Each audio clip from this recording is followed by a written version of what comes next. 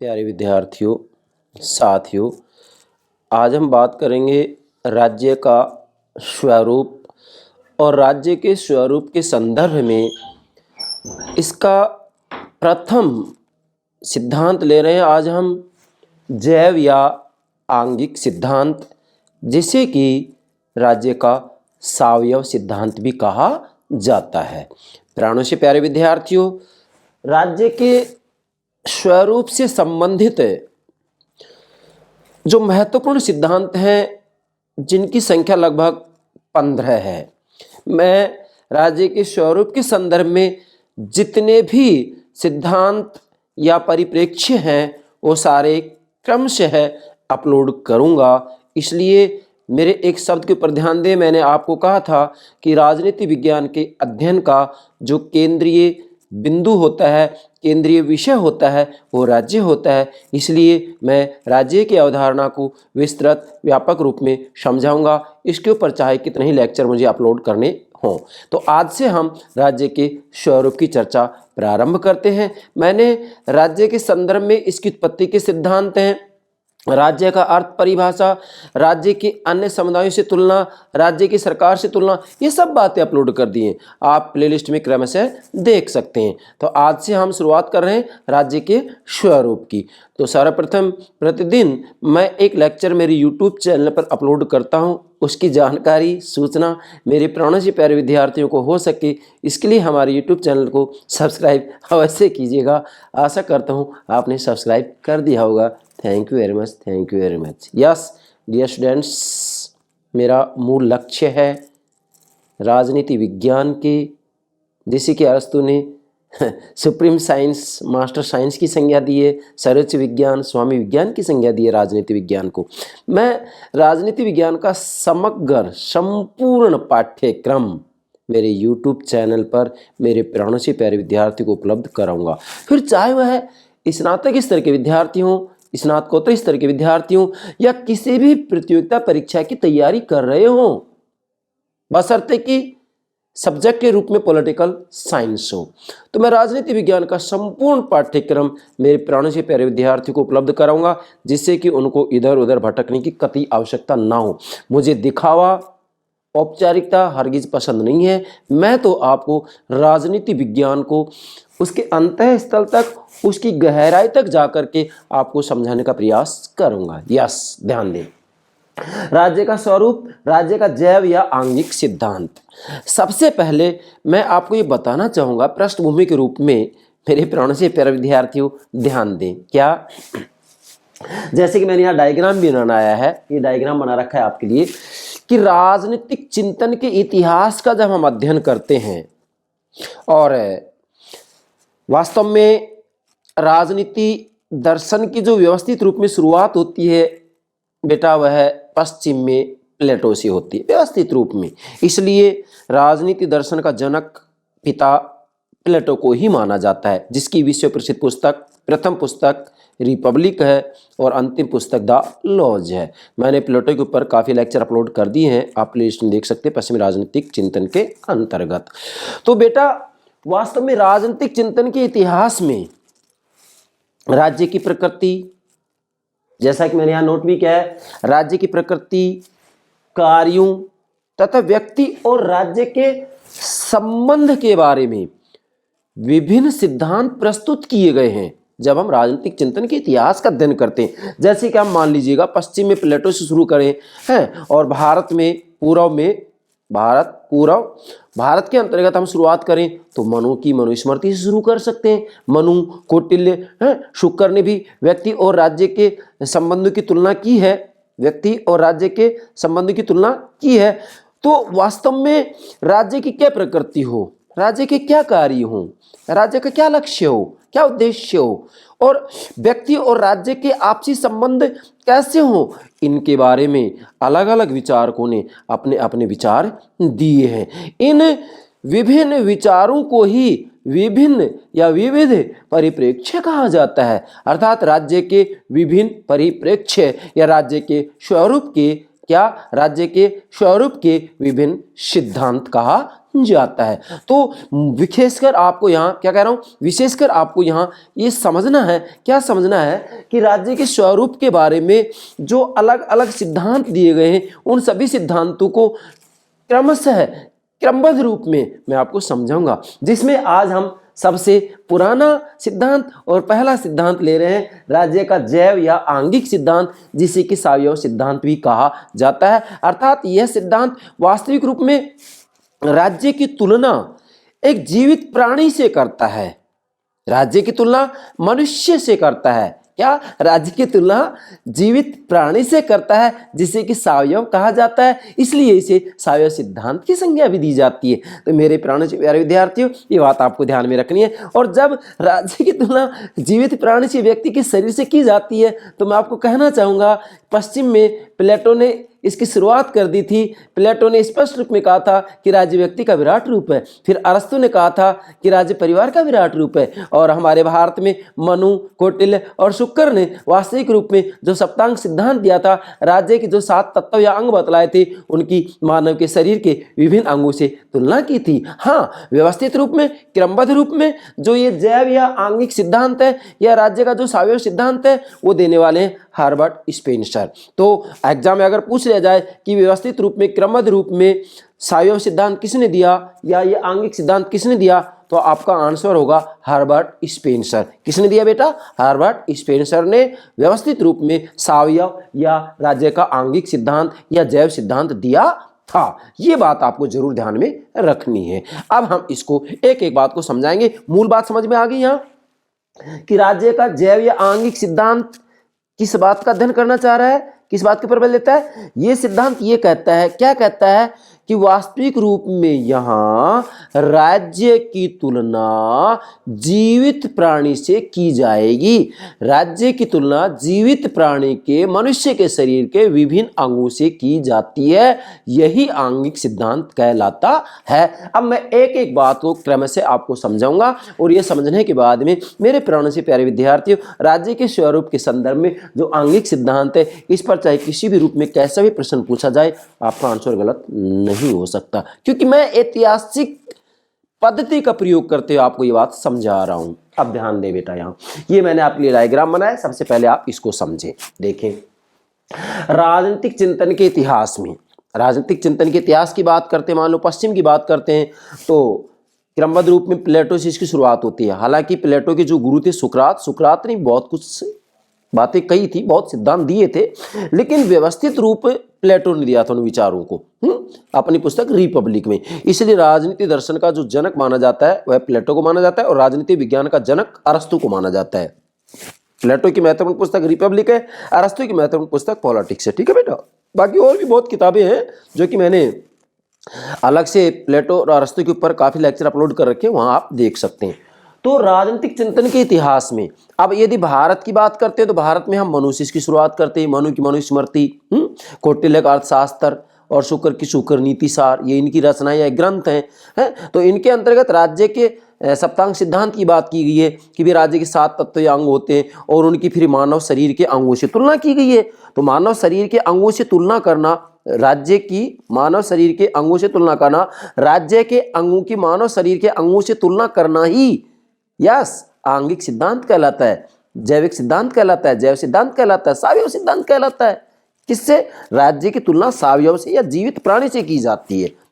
चलिए एक एक बात समझते हैं। अब ध्यान दें, राज्य की प्रकृति, कार्यों तथा व्यक्ति और राज्य के संबंध में विभिन्न सिद्धांत प्रस्तुत किए गए हैं। अब ध्यान देंगे, राजनीतिक चिंतन के इतिहास में राज्य की क्या प्रकृति, कार्य तथा व्यक्ति और राज्य के संबंध में विभिन्न सिद्धांत प्रस्तुत किए गए हैं। मतलब जब हम वास्तव में पश्चिम में प्लेटो से शुरुआत करते हैं और पूर्व में अर्थात भारत में मनु से शुरू करते हैं, तो राज्य के कार्य, प्रकृति और व्यक्ति और राज्य के संबंध के बारे में समय समय पर विभिन्न सिद्धांत प्रस्तुत किए गए हैं। और राज्य की प्रकृति से जुड़े ये विविध परिप्रेक्ष्य कहलाते हैं। अर्थात जो ये विभिन्न सिद्धांत प्रस्तुत किए गए हैं राज्य की प्रकृति, कार्य और व्यक्ति और राज्य के संबंध के बारे में, इनको वास्तविक रूप में राज्य की प्रकृति से जुड़े विविध परिप्रेक्ष्य भी कह सकते हैं। क्या कह सकते हैं? विविध परिप्रेक्ष्य भी इनको कहा जा सकता है। ठीक है बेटा, तो ध्यान रखना। मतलब मूल बात यहाँ ये है कि राज्य की प्रकृति, राज्य के कार्यों तथा व्यक्ति और राज्य के संबंध में विभिन्न सिद्धांत प्रस्तुत किए गए हैं और राज्य की प्रकृति से जुड़े हुए ये विविध परिप्रेक्ष्य भी कहलाते हैं, या इनको विविध परिप्रेक्ष्य भी कह सकते हैं। जैसे राज्य का आंगिक परिप्रेक्ष्य भी इसको कहा जा सकता है, सावयव परिप्रेक्ष्य भी इसको कहा जा सकता है। ठीक है, अब इसमें यहाँ आइएगा आप, इसका जो पहला मतलब राज्य की प्रकृति, कार्यों तथा व्यक्ति और राज्य के संबंध के बारे में जो पहला सिद्धांत प्रस्तुत किया गया है, जिसको कि सबसे पुराना सिद्धांत कहा जाता है, वह है आंगिक या जैव सिद्धांत या सावयव सिद्धांत। बेटा ध्यान दे, अब यहाँ एग्जाम पूछा जा सकता है कि भाई राज्य के स्वरूप के संदर्भ में सबसे पुराना जो सिद्धांत है कौन सा है, तो आपका आंसर होगा आंगिक सिद्धांत या जैव सिद्धांत या सावयव सिद्धांत। ठीक है, 3 नाम बता दिए मैंने। तो आंगिक सिद्धांत सबसे पुराना सिद्धांत है जो कि वास्तविक रूप में व्यक्ति और राज्य के संबंध के बारे में यहाँ राज्य की जीवित प्राणी से तुलना करता है। मतलब जो ये आंगिक सिद्धांत है ये राज्य की जीवित प्राणी से, सावयव से, व्यक्ति के शरीर के विभिन्न अंगों से राज्य की तुलना करता है। मतलब राज्य के अंगों की तुलना व्यक्ति के शरीर के अंगों से करता है, इसीलिए इसे जैव या आंगिक सिद्धांत कहा जाता है या सावयव सिद्धांत कहा जाता है। चूंकि सावयव का अर्थ ही होता है जीवित प्राणी, इसलिए आंगिक सिद्धांत के अंतर्गत मूलतः निष्कर्ष रूप में, सार रूप में राज्य की जीवित प्राणी से तुलना की जाती है। फिर मैंने लिखा है यह सबसे पुराना सिद्धांत है। मतलब जो ये आंगिक सिद्धांत है वह वास्तविक रूप में जब हम राज्य की प्रकृति, कार्य तथा व्यक्ति और राज्य के संबंधों की चर्चा करते हैं तो सबसे पुराना जो सिद्धांत है वह आंगिक सिद्धांत है, जिसकी की शुरुआत वास्तविक रूप में पश्चिम में प्लेटो से शुरू हो जाती है और भारत में मनु की मनुस्मृति से शुरू हो जाती है। मनु, कौटिल्य और शुक्र ने वास्तविक रूप में ये आंगिक सिद्धांत प्रत्यक्ष या अप्रत्यक्ष रूप में प्रस्तुत किया है, जिसकी चर्चा हम आगे करेंगे। ठीक है बेटा, तो ये बात क्लियर होगी। मतलब मूलतः अब आपको मान लो एक पूछे कोई कि भी आंगिक सिद्धांत क्या कहता है, तो आपका उत्तर क्या होगा? आप ये कहेंगे कि आंगिक सिद्धांत का मतलब ये होता है कि इसके अंतर्गत राज्य की तुलना जीवित प्राणी से की जाती है। मतलब राज्य के अंगों की तुलना व्यक्ति के शरीर के विभिन्न अंगों से की जाती है, जैसा कि मैं यहाँ पर आगे आपको समझाऊंगा कि किस तरीके से तुलना की जाती है। या तो सार रूप में आपको समझना है। और सबसे जो पुराना सिद्धांत है वो कौन सा है राज्य के स्वरूप के बारे में? यस, जैव या आंगिक सिद्धांत, या इसको बेटा सावयव सिद्धांत भी कहते हैं। सावयव सिद्धांत भी कहते हैं। सावयव का मतलब होता है जीवित प्राणी। सावयव का मतलब क्या होता है? जीवित प्राणी। ठीक है बेटा, चलिए अब आगे बढ़ते हैं हम।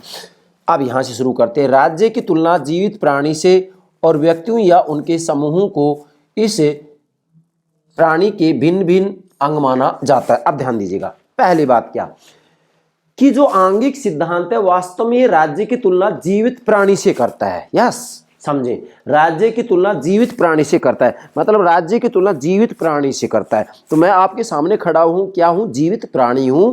तो मेरे शरीर के जो ये विभिन्न अंग हैं उन अंगों से राज्य के अंगों की तुलना की जाती है, राज्य की तुलना की जाती है। और जो ये राज्य की तुलना जीवित प्राणी से, व्यक्ति से की जा रही है, इसलिए इसे आंगिक या जैव या सावयव सिद्धांत कहा जाता है, क्योंकि सावयव का मतलब ही होता है जीवित प्राणी, अर्थात जीवित प्राणी से राज्य की यहाँ तुलना की जाती है, इसलिए इसे जैव या आंगिक या सावयव सिद्धांत कहा जाता है। फिर और व्यक्तियों या उनके समूह को इस प्राणी के भिन्न भिन्न अंग माना जाता है। किसको? व्यक्तियों या उनके समूह को इस प्राणी के भिन्न भिन्न अंग माना जाता है। मतलब मूल बात यहाँ ये देखो, समझे, यहाँ आपको यदि दिक्कत आ रही तो मैं इसको दूसरे रूप में समझा रहा हूं कि यहाँ क्या है, राज्य के विभिन्न अंगों की तुलना व्यक्ति के शरीर के विभिन्न अंगों से की जाती है, या दूसरे रूप में कहेंगे कि राज्य की तुलना यहाँ जीवित प्राणी से की जाती है। राज्य की तुलना जीवित प्राणी से की जाती है, राज्य की तुलना व्यक्ति से की जाती है, राज्य की तुलना व्यक्ति के शरीर से की जाती है। आप तो समझ रहे हैं, इसे ही क्या कहते हैं? आंगिक या सावयव सिद्धांत कहा जाता है। आगे बढ़ते हैं। मनु, कौटिल्य, शुक्र, बेटा ध्यान दें। मनु ने अपनी पुस्तक मनुस्मृति में यस, मनुस्मृति में 12 अध्याय हैं। कौटिल्य ने अपनी पुस्तक अर्थशास्त्र में, जिसमें 15 अधिकरण हैं। शुक्र ने अपनी रचना शुक्र नीति सार में, जिसमें कि 4 अध्याय है। 5वां अध्याय और है जिसको खिल नीति कहा जाता है, लेकिन एग्जाम में यदि पूछा जाता है तो 4 अध्याय आंसर होगा। वैसे मेरे पास ये, चूंकि मैं शुक्र नीति सार पढ़ा हुआ है, मेरा अर्थशास्त्री पढ़ा हुआ है, मनुस्मृति पढ़ा हुआ है, तो शुक्र नीति सार जब हम पढ़ते हैं तो इसमें 4 अध्याय दिए गए हैं, लेकिन अंत में जो 5वां अध्याय बनाया गया है वो 5वां अध्याय का नाम रखा गया खिल नीति। ठीक है, तो वहां आपको जाने की आवश्यकता नहीं है, इतना ध्यान रखेंगे 4 अध्याय हैं। अब मनु, कौटिल्य और शुक्र ने वास्तविक रूप में राज्य के बारे में जो सिद्धांत दिया है, राज्य के जो अंग की चर्चा की है, तो यहाँ इन तीनों ने ही राज्य के 7 अंग बतलाए हैं, जिसे कि सप्तांग सिद्धांत कहा जाता है। जैसे स्वामी, अमात्य, स्वामी मतलब राजा, अमात्य मतलब मंत्री, स्वामी, अमात्य, पूर्व, राष्ट्र, कोष, दंड या सेना और मित्र। कितने अंग हो गए? 7 हो गए। तो इन सात राज्य के इन 7 अंगों की तुलना व्यक्ति के शरीर के विभिन्न अंगों से की गई है, इसलिए इसे सावयव सिद्धांत या आंगिक सिद्धांत कहा जाता है। चलिए बेटा, अब यहां मैंने लिखा है सप्तांग सिद्धांत का विवरण मिलता है, मतलब मनु की मनुस्मृति, कौटिल्य का अर्थशास्त्र और शुक्र की शुक्र नीति सार, इनकी रचनाओं के नाम बता रहा हूं बेटा मैं, है ना। तो इन तीनों ही प्राचीन भारतीय राजनीतिक विचारकों की रचनाओं के अंतर्गत सप्तांग सिद्धांत का वर्णन मिलता है, और इसमें राज्य के मूल तत्वों को राज्य के आंगिक सिद्धांत के साथ मिलाकर प्रस्तुत किया गया है। मतलब इन तीनों ने ही राज्य के मूल तत्वों को, चूंकि राज्य के तत्व कितने माने गए हैं? 7। राज्य कितने अंग बताए इन्होंने? 7। राज्य की प्रकृति कितनी बताई इन तीनों ने? 7 बताइए। जैसे कि मैं नाम आपको बता चुका हूं, स्वामी, अमात्य, पूर्व, राष्ट्र, कोष, दंड या सेना और मित्र सामान्यतः। बाकी सूक्ष्म अंतर है, मनु इनके अलग नाम बताता है, कौटिल्य इनके अलग नाम बताता है। तो मैंने मनु और कौटिल्य के ऊपर लेक्चर अपलोड कर दिया है, आप भारतीय राजनीतिक विचार के अंतर्गत प्लेलिस्ट में देख सकते हैं। तो ध्यान दें बेटा, इसमें राज्य के मूल तत्वों को राज्य के आंगिक सिद्धांत के साथ मिलाकर प्रस्तुत किया गया है। मतलब यहाँ राज्य के जो 7 तत्व हैं, इन तत्वों की तुलना व्यक्ति के शरीर के विभिन्न अंगों से की गई है, इसीलिए हम ये कह सकते हैं कि मनु, कौटिल्य और शुक्र ने भी किसी न किसी रूप में सावयव सिद्धांत या जैव सिद्धांत या आंगिक सिद्धांत को स्वीकार किया है। जैसे हम एग्जाम्पल ले रहे हैं कौटिल्य का, सबसे महत्वपूर्ण यही है, क्योंकि कौटिल्य को आप यदि ठीक से समझ जाते हैं तो मनु और शुक्र को समझने में हमें कोई परेशानी नहीं हो सकती है। क्यों? क्योंकि कौटिल्य का अर्थशास्त्र में सारा निचोड़ आ जाता है। ध्यान दें, कौटिल्य की पुस्तक का क्या नाम है? अर्थशास्त्र, जिसमें कितने अधिकरण है? 15। तो कौटिल्य ने वास्तविक रूप में आंगिक सिद्धांत को स्वीकार किया है, अर्थात कौटिल्य ने राज्य की तुलना जीवित प्राणी से की है। राज्य के कौटिल्य ने 7 अंग या तत्व बतलाए हैं, इन 7 अंग या तत्वों की व्यक्ति के शरीर के विभिन्न अंगों से की है, और व्यक्ति के शरीर के विभिन्न अंगों से राज्य के जो 7 तत्व हैं, अंग हैं, उनकी जो तुलना की है, इसे ही आंगिक सिद्धांत कहा जाता है। अब किस अंग को किसके सदृश बतलाया है ये मैं आपको बता रहा हूं, ध्यान दे बेटा। कौटिल्य ने राजा को मनुष्य का शरीर जो होता है उसका सिर माना है, राजा को सिर मान। अब देखो, राजा को सिर कहा है इन्होंने, तो इसका मतलब राज्य के अंगों की तुलना व्यक्ति के शरीर के अंगों से हो रही है ना बेटा। तो व्यक्ति के शरीर के अंगों से जीवित प्राणी के अंगों से, जीवित प्राणी से जो तुलना की जा रही है राज्य की, वही तो आंगिक सिद्धांत है, वही तो जैव सिद्धांत है, वही तो सावयव सिद्धांत है। मतलब ये राज्य की तुलना जीवित प्राणी से की जा रही है। तो मैं आपके सामने खड़ा हुआ हूं, आप इधर देखिएगा। एक तरीके से राजा को क्या कहा है? सर कहा है, सिर कहा है। अमात्य मतलब मंत्री, मंत्री को इन्होंने क्या कहा है? आंखें कहा है। मैं आपके सामने खड़ा हूं, जीवित प्राणी, आंखें कहा है। मंत्री क्या कहा है? आंखें कहा है। और उसके बाद में आगे बढ़े, मित्र को कान कहा है। मित्र क्या कहा है? कान कहा है। तो राज्य के अंगों की तुलना किससे हो रही है बेटा यहाँ? यस, जीवित प्राणी के शरीर के अंगों से हो रही है ना। तो राज्य की तुलना जीवित प्राणी से जो की जा रही है, यही आंगिक सिद्धांत है। बार बार कह रहा हूं बेटा, समझना है इसको। यस, मित्र, कान, कोष राज्य का मुख है। कोष जो राजकोष होता है, जिसमें कि मतलब जो है, जो धन का भंडार होता है राज्य का, राजकोष कहते हैं इसको।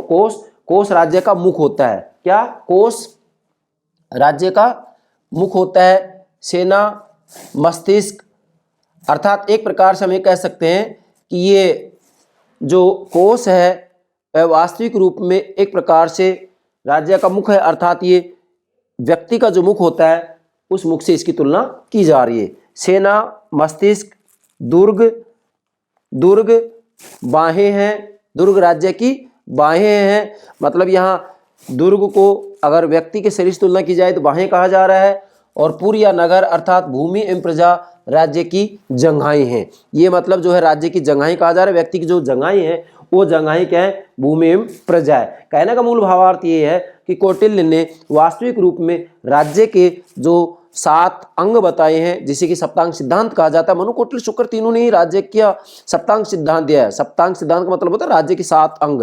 तो मनु ने भी राज्य के 7 अंग बताए हैं, कौटिल्य ने भी 7 अंग बताए, शुक्र ने भी 7 अंग बताए हैं, जिसे कि सप्तांग सिद्धांत कहा जाता है। सप्तांग सिद्धांत मैंने अलग से अपलोड कर रखा है, आप प्राचीन भारतीय राजनीतिक विचार के प्लेलिस्ट में देख सकते हैं। ठीक है बेटा, तो यहाँ मूल बात ये हो गई कि भाई राज्य की तुलना जीवित प्राणी से की जा रही है, मतलब व्यक्ति के शरीर से की जा रही है।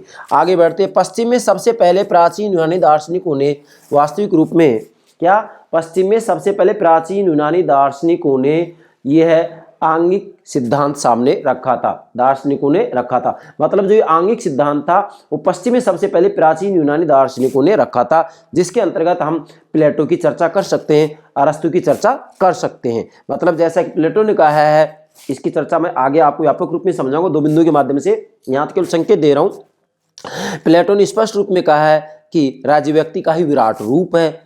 अब प्लेटो ने कहा है कि भाई मानवीय आत्मा के 3 तत्व होते हैं, विवेक, साहस और तृष्णा, और इन 3 तत्वों के आधार पर ही समाज में 3 वर्ग बनते हैं। विवेक से दार्शनिक शासक, साहस से सैनिक वर्ग, और जो है तृष्णा से, क्षुधा से, वासना से उत्पादक वर्ग बनता है। तो मतलब व्यक्ति की आत्मा के 3 तत्वों के आधार पर ही राज्य में भी 3 वर्ग बनते हैं। तो इसलिए प्लेटो ने कहा कि राज्य व्यक्ति का ही विराट रूप है, राज्य व्यक्ति का ही विराट रूप है। तो प्लेटो ने भी राज्य की तुलना जीवित प्राणी से ही की है। इसलिए हम कह सकते हैं कि प्लेटो ने आंगिक सिद्धांत को स्वीकार किया है, सावयव सिद्धांत को स्वीकार किया है, जैव सिद्धांत को स्वीकार किया है। क्यों? क्योंकि राज्य की तुलना जीवित प्राणी से की है, प्लेटो ने भी तो की है।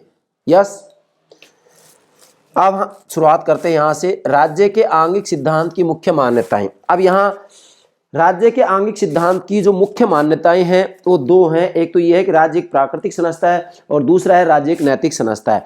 मतलब जो आंगिक सिद्धांत है, इस सिद्धांत की मुख्य मान्यताएं ये है कि राज्य को एक प्राकृतिक संस्था मानते हैं और राज्य को एक नैतिक संस्था मानते हैं। मतलब जो ये आंगिक सिद्धांत है वो राज्य को एक प्राकृतिक एवं नैतिक संस्था मानता है। क्या मानता है? राज्य को एक प्राकृतिक एवं नैतिक संस्था मानता है। जैसा कि हम मान लीजिएगा अरस्तु की बात करें, जो कि राजनीति विज्ञान के जनक हैं, प्लेटो ने भी ये बात कही है कि राज्य एक नैतिक संस्था है, व्यक्ति का विकास राज्य के अंतर्गत ही हो सकता है, बिना राज्य के व्यक्ति का विकास नहीं हो सकता। जैसा कि अरस्तु ने कहा भी है कि जो व्यक्ति ये कहता है कि मुझे राज्य है और समाज की कोई आवश्यकता नहीं है, तो इसका मतलब वह मनुष्य नहीं है, या तो वह पशु है या देवता है। क्यों? क्योंकि राज्य और समाज के बिना पशु और देवता ही रह सकते हैं, मनुष्य राज्य के बिना नहीं रह सकता। इसलिए अरस्तु ने कहा है कि मनुष्य स्वभाव से ही, स्वाभाविक रूप में ही एक सामाजिक एवं राजनीतिक प्राणी है। किसने कही बात? ये अरस्तु ने कही है बेटा। सबसे पहले अरस्तु ने कही है कि मनुष्य स्वभाव से एक सामाजिक एवं राजनीतिक प्राणी है। ठीक है, चलिए अब हम एक एक बिंदु को समझाते हैं। नंबर 1, राज्य एक प्राकृतिक संस्था है।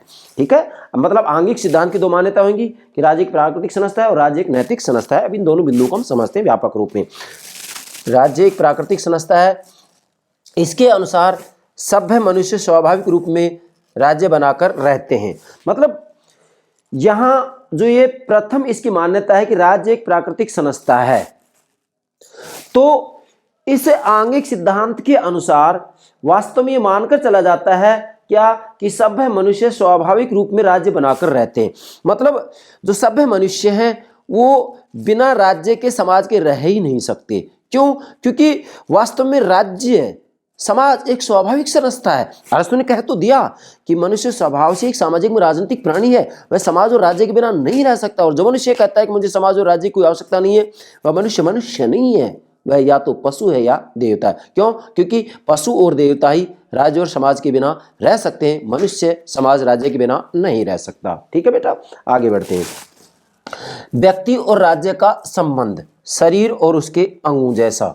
जैसे आंगिक सिद्धांत राज्य एक प्राकृतिक संस्था है, इसके अंतर्गत ये कहता है कि ये व्यक्ति और राज्य का संबंध, क्या व्यक्ति और राज्य का संबंध ठीक उसी प्रकार मानता है जैसे शरीर और उसके अंगों का होता है। मतलब जैसे ये संपूर्ण शरीर है जिसको कि बॉडी सिस्टम कहते हैं, शरीर व्यवस्था कहते हैं, तो शरीर और उसके अंगों का है। अब ये शरीर है, इसके अंग हो गए हाथ और पैर। तो मुझे बताइएगा, हाथ को काट करके अलग अलग कर दिया जाए तो क्या हाथ का कोई महत्व है? कोई महत्व नहीं है। तो इसका महत्व किसके साथ है? संपूर्ण शरीर के साथ है। अब हाथ का तो कोई महत्व नहीं होगा, काट कर अलग कर देंगे और पूरी जो शरीर व्यवस्था है वो भी गड़बड़ा जाएगी, होगा ना। तो इसका मतलब शरीर और उसके अंगों का जैसा संबंध है, मतलब ये शरीर और इसके जो अंग हैं, आंख, कान, हाथ, पैर, उंगलियां, तो शरीर और उसके अंगों का जैसा संबंध है, मतलब ये शरीर है, इसके अंगों का जैसा संबंध है, वैसा ही व्यक्ति और राज्य का संबंध होता है। किसका? व्यक्ति और राज्य का संबंध होता है। जैसे यहां मैं ले रहा हूं अब सबसे पहले प्लेटो को। प्लेटो कह रहा है राज्य तो व्यक्ति का विरत रूप है। अब समझे बेटा, प्लेटो कह रहा है राज्य तो व्यक्ति का ही विराट रूप है, मतलब राज्य व्यक्ति का ही विराट रूप है। ये व्यक्ति है, इस व्यक्ति का ही विराट रूप राज्य है। कैसे विराट रूप? मैंने यहां दिया 3-3। इसका मतलब क्या है? प्लेटो कह रहा है कि व्यक्ति के, मानवीय आत्मा के 3 तत्व होते हैं। विवेक, मेरा संकेत देखें, विवेक, मस्तिष्क की तरफ संकेत है, विवेक, साहस और तृष्णा। मानवीय आत्मा में 3 तत्व होते हैं। सभी व्यक्तियों की आत्मा के 3 तत्व होते हैं, 3 गुण होते हैं। अब इन 3 तत्वों के आधार पर, क्योंकि समाज में केवल एक बुद्धिमान नहीं होगा, अनेक होंगे, तो यहाँ जो ये प्रथम तत्व है मानवीय आत्मा का, विवेक, इससे एक वर्ग का निर्माण होगा जिसे दार्शनिक शासक वर्ग कहेंगे। साहस से एक वर्ग का निर्माण होगा जिसे सैनिक वर्ग कहेंगे। और मतलब जो है वासना, तृष्णा, क्षुधा, इच्छा से भी एक वर्ग का निर्माण होगा जिसे उत्पादक वर्ग कहा जाएगा। तो मानवीय आत्मा के 3 तत्वों से ही समाज में, राज्य में 3 वर्ग बन रहे हैं। तो इन 3 तत्वों से ही 3 वर्ग बन रहे हैं, इसलिए प्लेटो ने कहा है कि राज्य व्यक्ति का ही विराट रूप है। तो कहने का मतलब यह है कि प्लेटो राज्य की तुलना जीवित प्राणी से ही कर रहा है, व्यक्ति से ही कर रहा है। इसलिए हम कह सकते हैं कि प्लेटो आंगिक सिद्धांत को स्वीकार करता है। ठीक है बेटा। बाकी ये व्यापक रूप में मैं जब प्लेटो का न्याय सिद्धांत आपको समझाऊंगा उस समय सारी बातें और डिटेल्स रूप में ले लेंगे। इसके बाद में जो राजनीति विज्ञान के जनक है, प्लेटो है राजनीति दर्शन के जनक, अरस्तु है राजनीति विज्ञान के जनक। प्लेटो की महत्वपूर्ण पुस्तक रिपब्लिक, अरस्तु की महत्वपूर्ण पुस्तक पॉलिटिक्स। तो अरस्तु कह रहे हैं कि व्यक्ति या परिवार की स्थिति वैसी जैसी शरीर के संदर्भ में अंग की होती है। मतलब अरस्तु भी यहाँ आंगिक सिद्धांत को स्वीकार कर रहे हैं बेटा। क्यों? मैं आपको पहले बता रहा हूं। प्लेटो तो कह रहा है कि राज्य व्यक्ति का विराट रूप है, अरस्तु कह रहा है कि राज्य परिवार का विराट रूप है। अब चूंकि परिवार किससे बनता है? तो परिवार के अंतर्गत पति, पत्नी, संतान, और अरस्तु को देखें तो हम, वो कहता है कि दास भी उसमें होता है, मतलब पति, पत्नी, संतान और दास, इससे परिवार का निर्माण होता है। तो वास्तविक रूप में परिवार के विभिन्न अंग हो गए, पति, पत्नी, संतान और दास हो गए। तो व्यक्ति या परिवार की स्थिति वैसी जैसी शरीर के संदर्भ में अंग की है। मतलब अरस्तु भी बात कर रहा है जैसे शरीर के संदर्भ में अंग की स्थिति होती है कि भी एक अंग को शरीर से यदि अलग कर दिया जाए तो उस अंग का कोई महत्व नहीं होता है। उस अंग का महत्व तभी है जबकि वो शरीर के साथ रहेगा। शरीर से अलग करने पर उस अंग का कोई महत्व नहीं होगा। ठीक उसी प्रकार से व्यक्ति या परिवार की स्थिति वास्तविक रूप में क्या? व्यक्ति या परिवार की स्थिति वास्तविक रूप में वैसी है जैसी शरीर के संदर्भ में अंग की है। मतलब यहां पर जो व्यक्ति है वह व्यक्ति भी परिवार के बिना नहीं रह सकता, इसलिए परिवार को ही बच्चे की प्रथम पाठशाला माना जाता है और माँ को बच्चे की प्रथम गुरु माना जाता है। तो अरस्तु यहाँ ये कहना चाह रहा है, मूल जो बात है कि राज्य परिवार का ही विराट रूप है। क्यों? क्योंकि परिवार के विभिन्न अंग हो गए, क्या क्या? पति, पत्नी, संतान और दास। और राज्य के अंग क्या हो गए? राज्य के अंग होंगे परिवार और ग्राम, क्योंकि स्वयं अरस्तु कहता है कि पति, पत्नी, संतान से परिवार, परिवार से ग्राम और ग्राम से नगर, राज्य अस्तित्व में आता है। मतलब स्वाभाविक रूप में राज्य अस्तित्व में आ रहा है। तो इसलिए यहां पर राज्य के अंगों की तुलना इन्होंने परिवार के अंगों से की है। तो परिवार किससे बनता है? व्यक्तियों से बनता है। इसलिए यहां पर भी अरस्तु जो है आंगिक सिद्धांत को स्वीकार कर रहे हैं, अर्थात राज्य की तुलना जीवित प्राणी से की जा रही है। वो एक अलग बात है कि प्लेटो कह रहा है कि राज्य व्यक्ति का विराट रूप है, अरस्तु कह रहा है राज्य परिवार का विराट रूप है। लेकिन परिवार में व्यक्ति तो रहेगा, मनुष्य तो रहेगा, इसलिए ये जीवित प्राणी से ही राज्य की तुलना की जा रही है। अतः हम कह सकते हैं कि प्लेटो और अरस्तु दोनों ही आंगिक सिद्धांत को स्वीकार करते हैं। आगे चलते हैं हम। अब बेटा अरस्तु ये कह रहे हैं कि वास्तविक रूप में राज्य पहले और व्यक्ति बाद में, परिवार बाद में। क्या मतलब है? वैसे देखा जाए तो पहले परिवार आएगा, राज्य बाद में, लेकिन नहीं। हम मान लीजिएगा किसी व्यक्ति के एक अंग का नाम लेते हैं कि उसके 2 हाथ हैं, दो पैर है, तो हाथ का नाम लेते ही सबसे पहले हमारे सामने उसका संपूर्ण शरीर आएगा। मतलब पहले संपूर्ण, उसके अंग बाद में। ये नहीं होगा अंग पहले संपूर्ण बाद में। तो यहां अरस्तु का कहने का मतलब यह है कि संपूर्ण पहले आएगा, अंग बाद में आएंगे। इसलिए राज्य पहले है, क्या राज्य पहले है, व्यक्ति परिवार बाद में है। अब मैंने यहां लिखा है पशु या देवता। इसका मतलब यह है कि अरस्तु यहां ये कह रहे हैं कि वास्तविक रूप में राज्य एक स्वाभाविक संस्था है, मनुष्य स्वभाव से ही सामाजिक राजनीतिक प्राणी है, इसलिए मनुष्य राज्य और समाज के बिना नहीं रह सकता। जो मनुष्य ये कहता है, क्या कहता है कि मुझे राज्य समाज की जरूरत नहीं है, तो वह मनुष्य नहीं है, या तो वह पशु है या देवता है। ठीक है, तो ये यहाँ प्लेटो और अरस्तु दोनों ही राज्य को एक प्राकृतिक संस्था मानते हैं और वास्तविक रूप में इन दोनों ने ही राज्य की तुलना जीवित प्राणी से की है। अब इनके बाद, मतलब प्लेटो और अरस्तु के बाद में, इनके बाद स्टोइक विचारकों ने भी जो है राज्य की तुलना व्यक्ति के शरीर से की है। अब इसको व्यापक चर्चा हम नहीं करेंगे क्योंकि इतना ही पर्याप्त है। और इसके बाद मध्य युग के अंतर्गत भी, मध्य युग को अंधकार का युग भी कहा जाता है, जिसमें कि आस्था और विश्वास के सहारे जीवन जिया जाता है, जिसका कि प्रतिनिधि विचारक है संत थॉमस एक्विनास, जिसे मध्य युग का अरस्तु भी कहा जाता है। ये सारी बातें मैंने अपलोड कर दी है, आप प्लेलिस्ट में देख सकते हैं, पश्चिमी राजनीतिक चिंतन के अंतर्गत। तो इसके बाद में स्टोइकों ने भी जो है आंगिक सिद्धांत को स्वीकार किया है, मध्य युग में भी इसको स्वीकार किया है, अर्थात मध्य युग में भी राज्य की तुलना जीवित प्राणी से की गई है। अब आते हैं हम सीधा ही आधुनिक विचार को। ये एग्जाम की दृष्टि से महत्वपूर्ण है, चूंकि यहाँ पर इतना ही महत्वपूर्ण नहीं है इसलिए हमने इसको यहीं पर छोड़ दिया है। आधुनिक विचारकों के अंतर्गत भी वास्तविक रूप में जो है राज्य की तुलना जीवित प्राणी से की गई है। क्या राज्य की तुलना जीवित प्राणी से की गई, कैसे?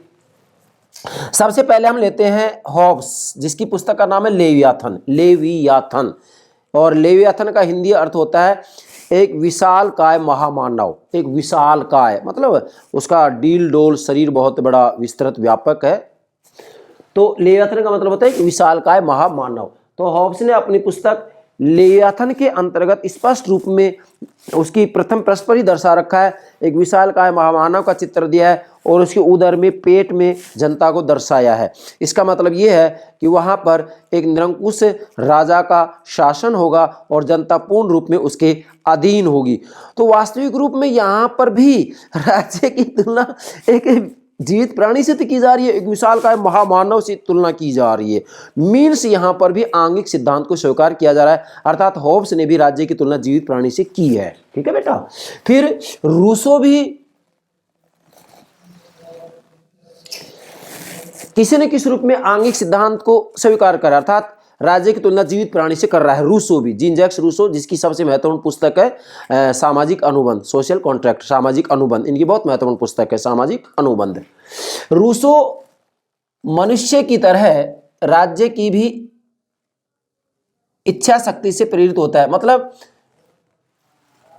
यहां मूल जो बात समझनी वो ये समझनी है, रूसो कह रहे हैं कि मनुष्य की तरह ही, क्योंकि मनुष्य अपनी इच्छा से प्रेरित होता है, तो मनुष्य की तरह ही राज्य भी इच्छा शक्ति से प्रेरित होता है। मतलब देखो तुलना हो रही है कि मनुष्य की तरह ही, जैसे मैं एक मनुष्य हूं तो मैं अपनी इच्छा शक्ति से प्रेरित होऊंगा, तो रूसो कह रहे हैं कि मनुष्य की तरह ही राज्य भी इच्छा शक्ति से प्रेरित होता है। तो यहाँ मनुष्य और ये राज्य, इसका मतलब राज्य की तुलना मनुष्य से की जा रही है। रूसो कह रहे हैं कि भाई मनुष्य की तरह ही राज्य भी इच्छा शक्ति से प्रेरित होता है। मतलब जैसे मनुष्य अपनी इच्छा से प्रेरित होता है, वैसे ही राज्य भी इच्छा शक्ति से प्रेरित होता है। तो इसका मतलब यहाँ पर राज्य की तुलना जीवित प्राणी से, व्यक्ति से की जा रही है। इसलिए हम कह सकते हैं कि जीन जैक्स रूसो ने भी आंगिक सिद्धांत को स्वीकार किया। क्यों? क्योंकि यहाँ राज्य की तुलना जीवित प्राणी से की है इन्होंने। अब कैसे? जैसे मैं इसका विस्तृत रूप दे रहा हूँ, इन्होंने विधायी शक्ति को जो कानून बनाने वाली शक्ति होती है, विधायी शक्ति को मनुष्य के शरीर से तुलना करते हुए कहा है कि वो उसका हृदय होता है। मतलब विधायी शक्ति हृदय है और कार्यकारी शक्ति मस्तिष्क है। कार्यकारी शक्ति क्या है? मस्तिष्क है। तो मुझे बताइएगा, जीन जैक्स रूसो राज्य की तुलना, राज्य के अंगों की तुलना जीवित प्राणी से, व्यक्ति के शरीर से कर रहे हैं या नहीं? कर रहे हैं ना? यस। इसलिए जीन जैक्स रूसो भी हम कह सकते हैं कि आंगिक सिद्धांत के समर्थक थे, अर्थात इन्होंने भी राज्य की तुलना जीवित प्राणी से या व्यक्ति के शरीर से की है। यस बेटा। आगे बढ़ते, एडवर्ड बर्क जो कि रूढ़िवादी विचारक है, एडवर्ड बर्क भी आंगिक सिद्धांत को स्वीकार कर रहे हैं। ये कह रहे हैं कि राज्य का विकास जीवित प्राणी के विकास के तुल्य है। मतलब एडमंड बर्ग कह रहे हैं कि राज्य का विकास भी उसी प्रकार से होता है जिस प्रकार से जीवित प्राणी के विकास की चर्चा की जाती है। मतलब जिस तरीके से एक जीवित प्राणी है, पहले बच्चे का जन्म होता है, उसके बाद में धीरे धीरे उसकी बालावस्था आती है, उसके बाद युवावस्था आती है, उसके बाद में जो है प्रौढ़ावस्था आती है, वृद्ध होता है। ठीक इसी प्रकार से बर्ग का कहना है कि राज्य का विकास भी जीवित प्राणी के विकास के समान होता है। मतलब राज्य का विकास भी जीवित प्राणी के विकास की तरह ही होता है। तो यहाँ पर बर्ग ने भी राज्य की तुलना जीवित प्राणी से की है बेटा, की है ना। तो ये भी सावयव सिद्धांत को स्वीकार कर रहे हैं। नेक्स्ट फिक्टे। फिक्टे भी किसी न किसी रूप में राज्य की तुलना व्यक्ति के शरीर से कर रहे हैं। कैसे? जैसे प्रत्येक अंग पूरे शरीर को संभालता है, वैसी ही प्रत्येक नागरिक पूरे समाज को सहारा देता है। अर्थात यहां पर भी राज्य की तुलना व्यक्ति के शरीर से की जा रही है। कैसे?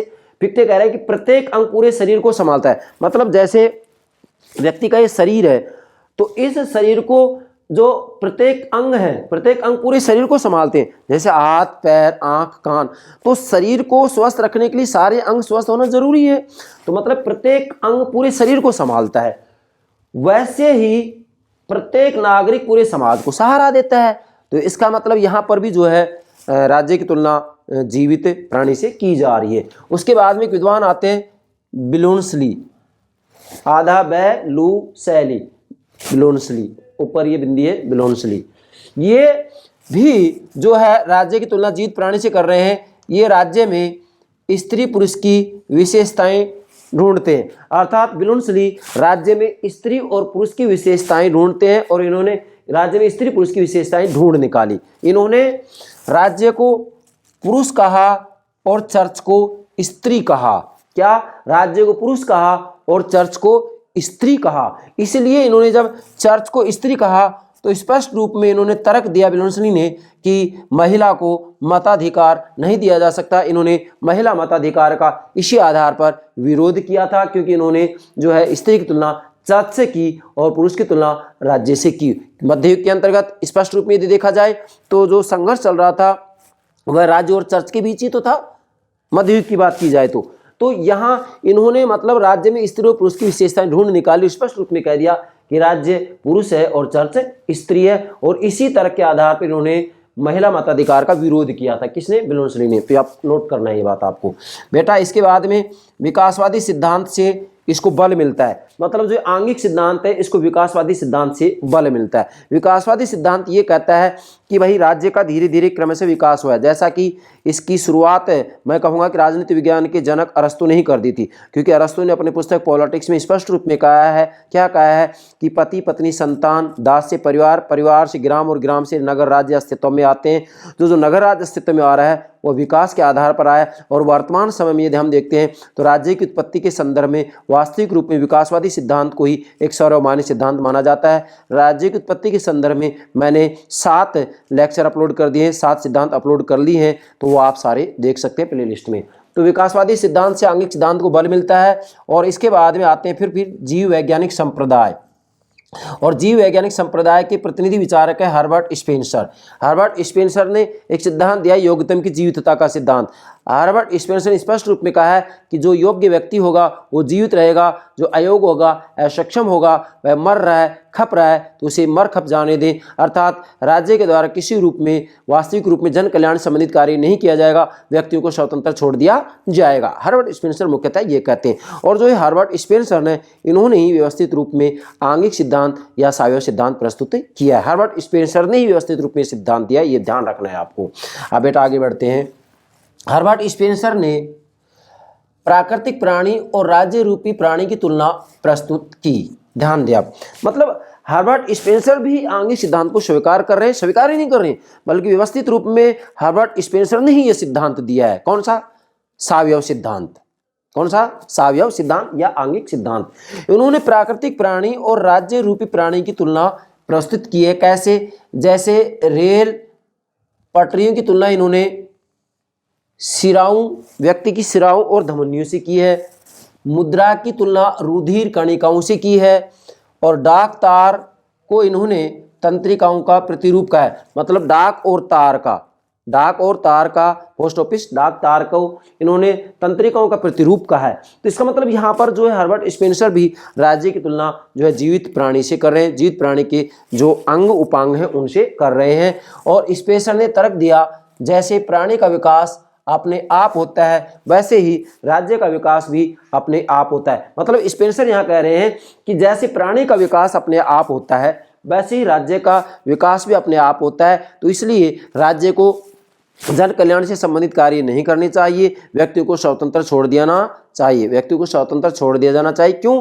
क्योंकि जैसे प्राणी का विकास स्वाभाविक रूप में होता है वैसे ही राज्य का भी विकास स्वाभाविक रूप में होता है, ये स्पेंसर ने तर्क दिया है। और इसी तर्क के आधार पर हर्बर्ट स्पेंसर ने समाज कल्याण के कार्यक्रमों का विरोध किया। मतलब इनका कहना है कि जैसे प्राणी का विकास अपने आप होता है, अब उस विकास में यदि आप अवरोध खड़ा करेंगे तो फिर उसका विकास नहीं होगा।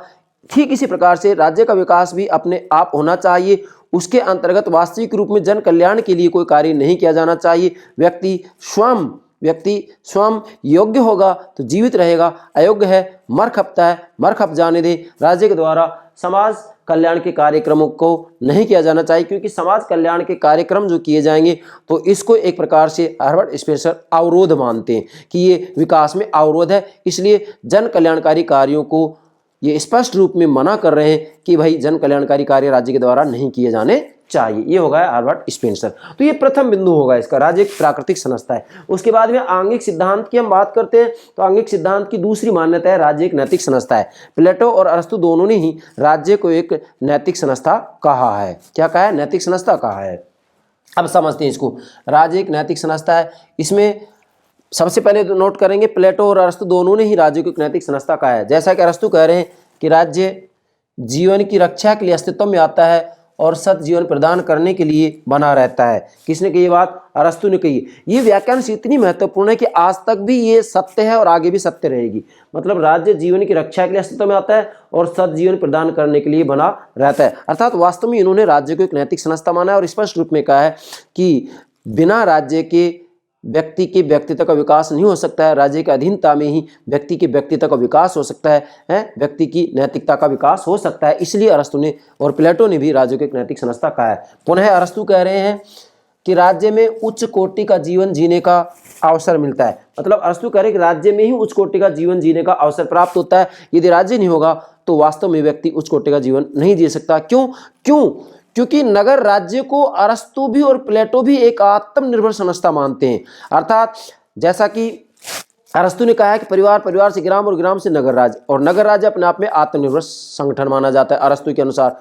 इसलिए इन्होंने कहा है कि राज्य में उच्च कोटि का जीवन जीने का अवसर प्राप्त होता है, बाकी अन्य जगह जो है उच्च कोटि का जीवन जीने का अवसर प्राप्त नहीं होता है। इसलिए तो इन्होंने नगर राज्यों को एक आत्मनिर्भर संस्था माना है। और आज हम देखते हैं तो हमारे भारत के प्रधानमंत्री श्री नरेंद्र मोदी जी भी स्पष्ट रूप में कहते हैं कि एक आत्मनिर्भर भारत का निर्माण किया जाए, हम आत्मनिर्भर होकर के रहेंगे। तो ये बात तो अरस्तु ने भी कह दी थी पहले। चलिए आगे बढ़ते हैं। फिर अरस्तु पुनः कह रहे हैं कि मनुष्य शरीर के अंग अपनी क्षमता वैसे ही मनुष्य योग्यता के अनुसार कर्तव्यों का पालन करते हैं। अब ध्यान देंगे, अरस्तु कह रहे हैं कि मनुष्य शरीर के अंग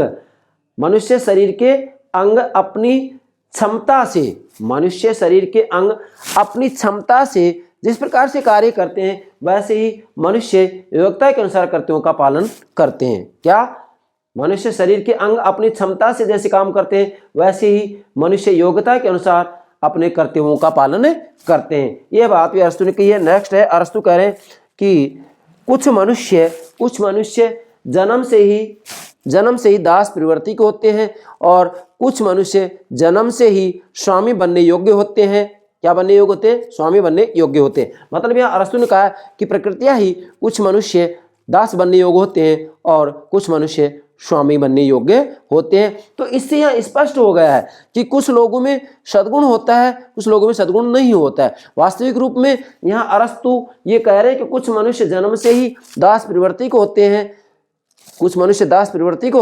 और कुछ स्वामी बनने योग्य होते हैं। वैसे अरस्तु ने स्पष्ट रूप में कह दिया है कि यूनानियों को यदि युद्ध में भी हार जाते हैं तो दास नहीं बनाया जा सकता, क्योंकि यूनानियों का जन्म ही स्वामी बनने के लिए हुआ है, जबकि बर्बर जातियां जो है उनको जो है दास बनाया जाए। तो एक प्रकार से ये हम कहेंगे कि एक महान दार्शनिक होते हुए भी इन्होंने जो है नस्लवाद को बढ़ावा दिया है, जो कि गलत है। आप अरस्तु का दास्ता का सिद्धांत मैंने अलग से अपलोड कर रखा है, प्लेलिस्ट में देख सकते हैं। आप आगे बढ़े हम। अब यहाँ राज्य एक नैतिक संस्था है, प्लेटो अरस्तु की बात होगी, उसके बाद में आप ध्यान दें कि राज्य एक नैतिक संस्था है। इस नैतिक स्वरूप को आदर्शवादी विचार संप्रदाय ने नई दिशा में विकसित किया। अब ध्यान दें, मतलब राज्य एक नैतिक संस्था है, इस नैतिक स्वरूप को आदर्शवादी विचार संप्रदाय ने इसको नई दिशा में विकसित किया। कैसे? जैसे रूसो कह रहे हैं कि प्रत्येक व्यक्तियों की पृथक इच्छा नहीं होती है, बल्कि वास्तविक रूप में व्यक्तियों की एक सार इच्छा होती है। मतलब यहां ये कह रहे हैं कि प्रत्येक व्यक्तियों की पृथक इच्छा नहीं होती है, बल्कि वास्तविक रूप में व्यक्तियों की जो इच्छा होती है, जिसे कि उन्होंने सामान्य इच्छा कहा है, वह एक सार इच्छा होती है, और वो इच्छा चाहे एक व्यक्ति की क्यों ना हो। और फिर इसके बाद में हेगेल कह रहे हैं जैसे प्राणी का विकास उसके अंगों के विभेदीकरण का परिणाम है, वैसे ही राज्य का विकास भी समाज की विभिन्न संस्थाओं के विभेदीकरण की परिणति है। अब इसको नोट करना है। हेगेल कह रहे हैं कि जैसे प्राणी का विकास उसके अंगों के विभेदीकरण का परिणाम है, आप देखिएगा आपके सामने अंग, वैसे ही राज्य का विकास भी समाज की विभिन्न संस्थाओं के विभेदीकरण की परिणति है। मतलब समाज में विभिन्न संस्थाओं का विभिन्नीकरण होना चाहिए, जैसे कि शरीर के अंतर्गत विभिन्न अंगों का जो विभिन्नीकरण है। ठीक है, तो यहाँ पर हेगेल ने भी जो है राज्य की तुलना जीवित प्राणी से की है, इसलिए हम कह सकते हैं कि हेगेल भी आंगिक सिद्धांत को स्वीकार कर रहा है, लेकिन नैतिक स्वरूप को ये थोड़ा सा जो है नई दिशा दे रहे हैं। ठीक है बेटा, इसके बाद में आगे बढ़ते हैं, हम हेगेल की बात को ले रहे हैं। अब यहाँ बहुत महत्वपूर्ण बात है अंत में, जो कि एग्जाम में पूछा जाता है अक्सर, बहुत महत्वपूर्ण बात है बेटा, ध्यान दें। वास्तव में देखो, वैसे देखा जाए तो सृष्टि के दो मूल तत्व होते हैं, जड़ और चेतना, जिसको विचार कहा जाता है। ठीक है बेटा, जड़ और चेतना या विचार, है ना। तो कार्ल मार्क्स सृष्टि का मूल तत्व जड़ पदार्थ को मानते हैं, जबकि हीगल भी कहते हैं इसको, हीगल जो है सृष्टि का मूल तत्व विचार को मानता है, चेतना को मानता है। पहले तो ये बात नोट करनी है आपको, एग्जाम में कहीं पूछी जा सकती है। अब यहाँ जो हीगल है या हीगल भी कह सकते हैं, हीगल सृष्टि का सार तत्व विचार को मानता है, जिसको चेतना भी कहते हैं। अब सृष्टि का सार तत्व यदि विचार है, तो बेटा जब सृष्टि का सार तत्व विचार है, तो विचार तो परिवर्तित होता रहेगा, विचार परिवर्तित होता रहेगा समय और परिस्थिति के हिसाब से। इसलिए वास्तविक रूप में ये जो विचार है, इस विचार की जो शुरुआत होती है बेटा, वो परिवार से होती है। किससे होती है? परिवार से होती है। और इसकी जो अंतिम परिणति होती है वो किस में होती है? राज्य में होती है। किस में होती है बेटा? राज्य में होती है। तो समझे, सार तत्व विचार है और राज्य परम विवेक है। मतलब हीगल कह रहे हैं कि राज्य परम विवेक है, मतलब जो चेतना है उस चेतना की, विचार की शुरुआत परिवार से होती है, और इसकी जो परिणति होती है, अंतिम परिणति जो होती है वो राज्य में होती है। किसमें होती है? राज्य में होती है। कैसे? जैसे हीगल परिवार को परार्थवाद पर आधारित मानते हैं। किस पर? स्वार्थ पर नहीं, परार्थवाद पर आधारित मानते हैं, परमार्थ पर आधारित मानते हैं, जबकि नागरिक समाज को स्वार्थवाद की अभिव्यक्ति बतलाते हैं। लेकिन वास्तविक रूप में जो अंतिम परिणति होगी इस विचार की, चेतना की, वो किस में होगी? सार्वभौमिक परार्थवाद में होगी। मतलब सार्वभौमिक परार्थवाद में होगी। किस में होगी? अंतिम परिणति सार्वभौमिक परार्थवाद में होगी, जिसे कि इन्होंने राज्य का परम विवेक कहा है। तो ये मूल बात आपको ध्यान में रखनी है। मतलब सृष्टि का सार तत्व विचार को मानते हैं, और ये विचार परिवर्तनशील होता है, जिसकी शुरुआत परिवार से होती है। परिवार परार्थवाद पर आधारित होता है, नागरिक समाज स्वार्थवाद पर आधारित होता है, और वास्तविक रूप में इन दोनों का जो समन्वय है उसे ही सार्वभौमिक परार्थवाद कहा जाता है, जिसकी अभिव्यक्ति राज्य के अंतर्गत होती है। इसलिए हीगल ने कहा है कि राज्य पृथ्वी पर ईश्वर का अवतार है। इस राज्य के अंतर्गत इन्होंने सार्वभौमिक परार्थवाद की बात की है कि राज्य में सार्वभौमिक परार्थवाद की प्राप्ति होती है। इसी कारण हीगल ने राज्य को अपने आप में साध्य माना है, जबकि व्यक्तियों को साधन माना है। ये हो गया बेटा आपका राज्य के स्वरूप के संदर्भ में पहला पुराना सिद्धांत राज्य का जैव या आंगिक सिद्धांत। इसमें जितनी महत्वपूर्ण बातें थी मैंने सारी आपको समझा दी हैं। अगला जो लेक्चर होगा वो होगा जैव या आंगिक सिद्धांत की कमियां या आलोचनाएं। तो मुझे पूरा विश्वास है आप इस आंगिक या सावयव सिद्धांत को ठीक से समझ गए होंगे और राजनीति विज्ञान के विद्यार्थियों को ये सिद्धांत समझना निहायत जरूरी है। यस बेटा, okay, thank you very much, thank you very much.